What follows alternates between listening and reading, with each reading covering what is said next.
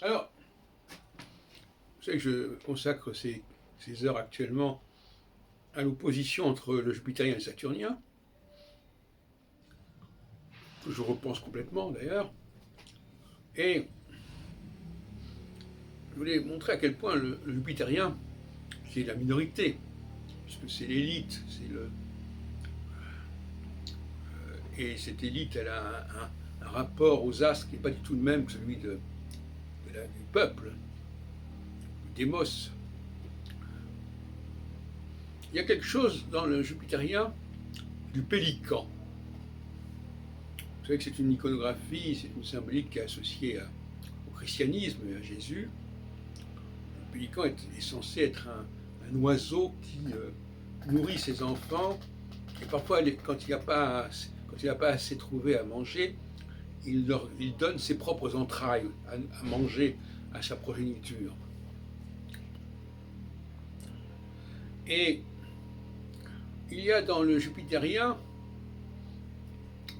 quelque chose de christique, si on peut dire, quelque part. D'ailleurs, le mot pour Jupiter en hébreu, c'est tzedek, et ça donne le tzaddik, le juste. Et Jésus, je crois que c'est dans l'Évangile selon saint Jean, est appelé le juste, le tzaddik, terme qui est très courant dans le monde juif, notamment dans le milieu chassidique.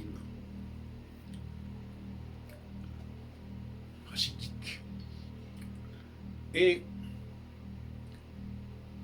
Chesed, c'est la bienveillance, c'est la prévenance, par opposition à Din, à Gevura, qui est la rigueur. Et quelque part, le jupitérien, il est très généreux. Il offre beaucoup de choses, et parfois, justement, et c'est tout le problème, il donne ce qu'on ne lui a pas demandé. Il va au-devant d'attentes qui n'ont pas été manifestées. Et un des conflits entre Jupiter et Saturne est là.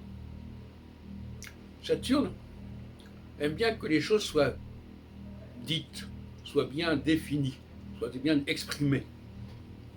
Voilà, je demande ceci, j'obtiens ça. C'est stimulus-réponse.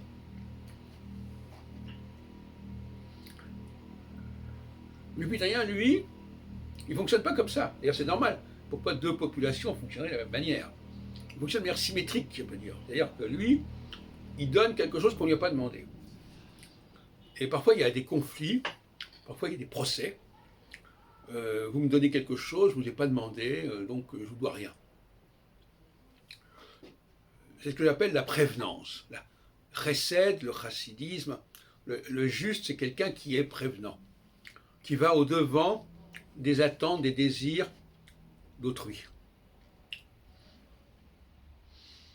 Saturne, lui, ça le dépasse un petit peu, cette façon de voir les choses. Il préfère que les choses soient claires, écrites, noir sur blanc. Voilà, je veux ceci, j'achète ceci, j'obtiens cela, etc. Et c'est une source constante de conflits. Alors, on reproche souvent aux jupitériens l'abus de pouvoir. Parce qu'il fait des propositions, il est tentateur par certains côtés, dire les choses comme elles sont. Proposer des choses, c'est tenter, c'est être tentateur. Et le pouvoir s'exerce d'une certaine manière par le processus de la tentation. Donc, à un moment donné, cette tentation, elle est mal vécue par celui qui a été tenté, qui s'est laissé tenter.